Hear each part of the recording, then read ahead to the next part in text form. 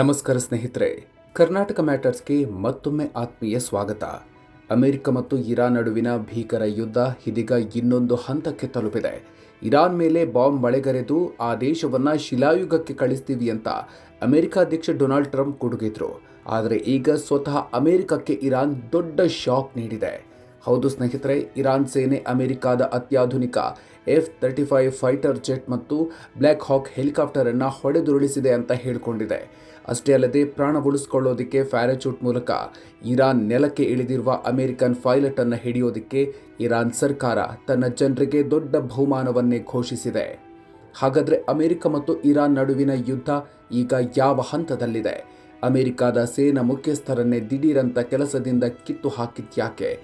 ಇರಾನ್ನ ಅತ್ಯಂತ ಉದ್ದದ ಬೃಹತ್ ಸೇತುವೆಯನ್ನು ಅಮೆರಿಕ ಧ್ವಂಸ ಮಾಡಿದ್ಯಾಕೆ? ಯುದ್ಧದಲ್ಲಿ ಈವರೆಗೆ ಎಷ್ಟು ಜನ ಪ್ರಾಣ ಕಳ್ಕೊಂಡಿದ್ದಾರೆ? ಇವತ್ತಿನ ವಿಡಿಯೋದಲ್ಲಿ ಈ ಮಹಾಯುದ್ಧದ ಕಂಪ್ಲೀಟ್ ಡೀಟೇಲ್ಸ್ ನೋಡೋಣ. ವಿಡಿಯೋ ಶುರು ಮಾಡೋದಕ್ಕೂ ಮೊದಲು ನೀವಿನ್ನೂ ನಮ್ಮ ಚಾನಲ್ಗೆ ಸಬ್ಸ್ಕ್ರೈಬ್ ಆಗಿಲ್ಲ ಅಂದರೆ ಈಗಲೇ ಸಬ್ಸ್ಕ್ರೈಬ್ ಆಗಿ, ಹಾಗೆ ಬೆಲ್ ಐಕಾನ್ ಪ್ರೆಸ್ ಮಾಡಿ. ಇರಾನ್ನಲ್ಲಿ ಅಮೆರಿಕನ್ ಪೈಲಟ್ ಸೈನಿಕನ ತಲೆಗೆ ಭಾರಿ ಬಹುಮಾನ. ಸ್ನೇಹಿತರೆ, ಇರಾನ್ ಮತ್ತು ಅಮೆರಿಕ ಇಸ್ರೇಲ್ ನಡುವೆ ಕಳೆದ 1 ತಿಂಗಳಿನಿಂದ ಭೀಕರ ಯುದ್ಧ ನಡೀತಾ ಇದೆ. ಈ ನಡುವೆ ಅಮೆರಿಕದ ಅತ್ಯಾಧುನಿಕ F-35 ಮತ್ತು F-15 ಫೈಟರ್ ಜೆಟ್ಗಳನ್ನು ಹೊಡೆದುರುಳಿಸಿರೋದಾಗಿ ಇರಾನ್ ಮಾಧ್ಯಮಗಳು ವರದಿ ಮಾಡಿವೆ. ವಿಮಾನ ಹೊತ್ತಿ ಉರಿಯುತ್ತಿದ್ದಂತೆ ಅದರಲ್ಲಿದ್ದ ಅಮೆರಿಕನ್ ಪೈಲಟ್ ಪ್ಯಾರಾಚೂಟ್ ಮೂಲಕ ಎಜೆಕ್ಟ್ ಆಗಿ ನೈಋತ್ಯ ಇರಾನ್ನ ಕೆಳಗೆ ಇಳಿದಿದ್ದಾನೆ ಎನ್ನಲಾಗಿದೆ. ಇದೀಗ ಆ ಪೈಲಟ್ನನ್ನು ಜೀವಂತವಾಗಿ ಹಿಡಿದುಕೊಟ್ಟವರಿಗೆ ಬೃಹತ್ ಬಹುಮಾನ ನೀಡೋದಾಗಿ ಇರಾನ್ ಟಿವಿ ವಾಹಿನಿಗಳು ಘೋಷಿಸಿವೆ. ಶತ್ರು ಪೈಲಟ್ ಕಂಡ್ರೆ ತಕ್ಷಣ ಶೂಟ್ ಮಾಡಿ ಅಥವಾ ಹಿಡಿದು ಜನರಿಗೆ ಒಪ್ಪಿಸಿ ಅಂತ ಸರ್ಕಾರ ಕರೆ ನೀಡಿದೆ. ಇದರಿಂದಾಗಿ ಸಾವಿರಾರು ಇರಾನಿಗಳು ತಮ್ಮ ಕಾರುಗಳಲ್ಲಿ ಪೈಲಟ್ ಹುಡುಕೊಂಡು ಹೊರಟಿದ್ದಾರೆ. ಆರಂಭದಲ್ಲಿ ಇರಾನ್ ಹೇಳ್ತಾ ಇರೋದೆಲ್ಲ ಸುಳ್ಳು, ನಮ್ಮ ಯಾವ ವಿಮಾನವೂ ಪತನವಾಗಿಲ್ಲ ಅಂತ ಅಮೆರಿಕ ಸ್ಪಷ್ಟನೆ ನೀಡಿತ್ತು. ಇದೀಗ ವಿಮಾನ ಪತನವಾಗಿರೋದನ್ನ ಅಮೆರಿಕದ ಅಧಿಕಾರಿಗಳು ಒಪ್ಪಿಕೊಂಡಿದ್ದಾರೆ.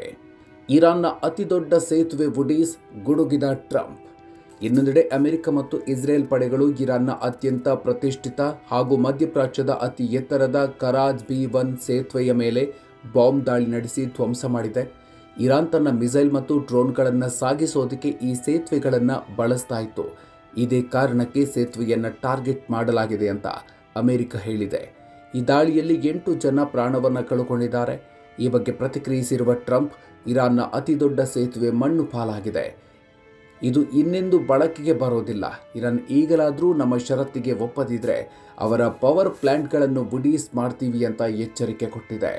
ಅಮೆರಿಕಕ್ಕೆ ಇರಾನ್ ತಿರುಗೇಟು, ಟಾರ್ಗೆಟ್ ಆದವು 8 ಬೃಹತ್ ಸೇತುವೆಗಳು. ಅಮೆರಿಕದ ಈ ದಾಳಿಯಿಂದ ರೊಚ್ಚಿಗೆದ್ದಿರುವ ಇರಾನ್ ಮಧ್ಯಪ್ರಾಚ್ಯದಲ್ಲಿ ಅಮೆರಿಕಕ್ಕೆ ಬೆಂಬಲ ನೀಡ್ತಾ ಇರುವ ರಾಷ್ಟ್ರಗಳ 8 ಬೃಹತ್ ಸೇತುವೆಗಳನ್ನು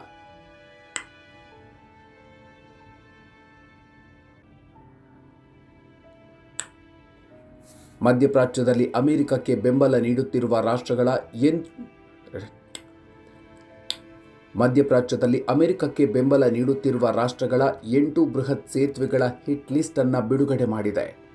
ನಮ್ಮ ಸೇತುವೆ ಹೊಡೆದಿದ್ದಕ್ಕೆ ಪ್ರತಿಕಾರವಾಗಿ ಕುವೈತ್, UAE, ಸೌದಿ ಅರೇಬಿಯಾ ಮತ್ತು ಜೋರ್ಡನ್ನಲ್ಲಿರುವ ಸೇತುವೆಗಳನ್ನು ಧ್ವಂಸ ಮಾಡ್ತೀವಿ ಅಂತ ಇರಾನ್ ಬೆದರಿಕೆ ಹಾಕಿದೆ. ಅಷ್ಟೇ ಅಲ್ಲದೆ ಪ್ರಪಂಚದ 20% ತೈಲ ಸರಬರಾಜಾಗುವ ಹೊರ್ಮುಜ್ ಜಲಸಂಧಿಯನ್ನು ಓಪನ್ ಮಾಡೋಕೆ ಇರಾನ್ ಬಿಡ್ತಾ ಇಲ್ಲ.